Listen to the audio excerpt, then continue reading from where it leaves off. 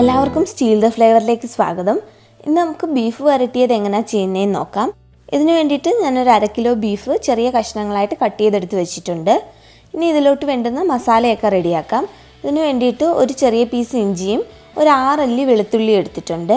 ഇനി ഇതിനകത്തോട്ട് 1 ടീസ്പൂൺ പെരിഞ്ജീരകം, 1 ടീസ്പൂൺ കുരുമുളക്, 4-5 ചെറിയ കഷ്ണം പട്ട. വലിയ ചുരുളുള്ള പട്ടയാണെങ്കിൽ ഒരെണ്ണം ചേർത്താൽ മതി. ഒരു 4 ഗ്രാമ്പു, 2 ഏലക്ക, ഒരു 1/2 ടീസ്പൂൺ വിനീഗർ. ഇത്രയും കൂടി ചേർത്തിട്ട് കുറച്ച് വെള്ളവും കൂടി ചേർത്ത് നമുക്കിതൊന്ന് തരിതരിപ്പായിട്ട് അരച്ചെടുക്കാം. ഇപ്പോൾ നമ്മുടെ മസാല റെഡി ആയിട്ടുണ്ട്. ഇനി നമുക്കൊരു പ്രഷർ കുക്കറിലോട്ട് നമ്മുടെ ബീഫ് ചേർത്ത് കൊടുക്കാം. അതിൻ്റെ കൂടെ ഇതിൽ നിന്ന് 1 ടേബിൾ സ്പൂൺ മസാല, 1/2 ടീസ്പൂൺ മുളക് പൊടി, 1 ടീസ്പൂൺ മല്ലിപ്പൊടി, ഒരു 1/4 ടീസ്പൂൺ മഞ്ഞൾപ്പൊടി, ഒരു മീഡിയം സൈസ് സവാള നീളത്തിൽ കട്ട് ചെയ്തത്, ഒരു 1/4 കപ്പ് തേങ്ങാക്കൊത്ത്, ആവശ്യത്തിന് ഉപ്പ്, പിന്നെ 1-2 ടീസ്പൂൺ വെളിച്ചെണ്ണ. ഇത്രയും കൂടി ചേർത്തിട്ട് കൈകൊണ്ട് നല്ലപോലെ ഒന്ന് തിരുമ്മി യോജിപ്പിച്ച് വെക്കാം. ഇനി നമുക്ക് ഈ ബീഫ് വേവിച്ചെടുക്കാം. ഇപ്പോൾ ചൂട് തട്ടിയപ്പോൾ ബീഫിൽ നിന്ന് നല്ലപോലെ വെള്ളം വന്ന് തുടങ്ങിയിട്ടുണ്ട്.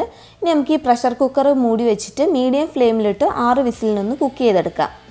ബീഫിൻ്റെ വേവ് അനുസരിച്ചും പ്രഷർ കുക്കർ അനുസരിച്ചും ഈ വിസിലിൻ്റെ അളവിൽ വ്യത്യാസം വരും. ഇപ്പോൾ നമ്മുടെ ബീഫ് നല്ലപോലെ വെന്തിട്ടുണ്ട്. ഇത് നമുക്കിനി നല്ലപോലെ ഒന്ന് വരട്ടിയെടുക്കാം. ഇതിന് വേണ്ടിയിട്ട് ഈ കടായിൽ ഒരു 3 ടേബിൾ സ്പൂൺ എണ്ണ ഒഴിക്കാം. എണ്ണ ഒന്ന് ചൂടായി വന്നിട്ടുണ്ട്. ഇതിനകത്തോട്ട് നമ്മൾ ബാക്കി അരച്ച് വെച്ചിരുന്ന മസാലയും കൂടി ചേർത്ത് കൊടുക്കാം. മസാല ചേർത്ത് കൊടുത്തിട്ട് ഇതൊന്ന് മീഡിയം ഫ്ലെയിമിലിട്ടിട്ട് നല്ലപോലെ ഒന്ന് മൂപ്പിച്ചെടുക്കാം. അപ്പോൾ മസാലയൊന്ന് മൂത്ത് വന്നിട്ടുണ്ട്.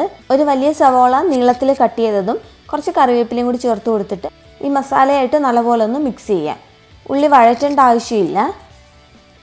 ഇനി ഇതിനകത്തോട്ട് പൊടികളൊക്കെ ചേർത്ത് കൊടുക്കാം. 1/4 ടീസ്പൂൺ മഞ്ഞൾപ്പൊടി, 1/2 ടീസ്പൂൺ മുളക് പൊടി, 1 ടീസ്പൂൺ മല്ലിപ്പൊടി. ഇനി പൊടികളുടെ പച്ചമണം മാറുന്നിടം വരെ നല്ലപോലെ ഒന്ന് മൂപ്പിച്ചെടുക്കണം. ഇപ്പോൾ ഇത് നല്ലപോലെ മൂത്ത് വന്നിട്ടുണ്ട്. ഇതിനകത്തോട്ട് നമ്മൾ വേവിച്ച് വെച്ചേക്കുന്ന ബീഫും കൂടി ചേർത്ത് കൊടുക്കാം. ബീഫ് ചേർത്തിട്ട് നല്ലപോലെ ഒന്ന് മിക്സ് ചെയ്യുക. എന്നിട്ട് ഇത് മൂടി വെച്ചിട്ട് ഒരു 5-10 മിനിറ്റ് നല്ലപോലെ ഒന്ന് കുക്ക് ചെയ്തെടുക്കുക. മീഡിയം ഫ്ലെയിമിൽ വെച്ചിട്ട് വേണം കുക്ക് ചെയ്യാനായിട്ട്. ഇടയ്ക്കിടയ്ക്കൊന്ന് ഇളക്കി കൊടുക്കുക. ഇപ്പോൾ ബീഫ് മസാല എല്ലാം കൂടെ നല്ലപോലെ യോജിച്ച് നല്ലൊരു ടേസ്റ്റ് ആയിട്ടുണ്ട്. ഇനി നമുക്കിതൊരു 5-10 മിനിറ്റ് ചെറിയ ഫ്ലെയിമിലിട്ട് നല്ലപോലെ ഒന്ന് ഇളക്കി കൊടുത്തുകൊണ്ടിരിക്കാം. ഇപ്പോൾ ഇത് റെഡി ആയിട്ടുണ്ട്. ഇനി ഇതിനകത്തോട്ട് ഫൈനലായിട്ട് ഒരു 1/2 ടീസ്പൂൺ വിനീഗറും കുറച്ച് കറിവേപ്പിലയും കൂടി ചേർത്ത് കൊടുത്ത് നല്ലപോലെ ഒന്ന് മിക്സ് ചെയ്യാം. ഇനി ഗ്യാസ് ഓഫ് ചെയ്യാം. ഗ്യാസ് ഓഫ് ചെയ്തതിന് ശേഷം ഇതിനകത്തോട്ട് ഒരു 4 പച്ചമുളക് ചെറുതായിട്ട് കട്ട് ചെയ്തതും കൂടി ചേർത്ത് കൊടുത്ത് നല്ലപോലെ ഒന്ന് മിക്സ് ചെയ്യാം. ഇപ്പോൾ നമ്മുടെ ബീഫ് വരട്ടിയത് റെഡി ആയിട്ടുണ്ട്. എല്ലാവരും ഈ ഈസ്റ്ററിന് ഇതൊന്ന് ട്രൈ ചെയ്ത് നോക്കുക. ഇഷ്ടപ്പെട്ടാൽ ചാനൽ സബ്സ്ക്രൈബ് ചെയ്യാനും വീഡിയോസ് ലൈക്ക് ചെയ്യാനും കമൻറ്റ്സ് അറിയിക്കാനും മറക്കരുത്. എല്ലാവർക്കും ഹാപ്പി ഈസ്റ്റർ. Thank you.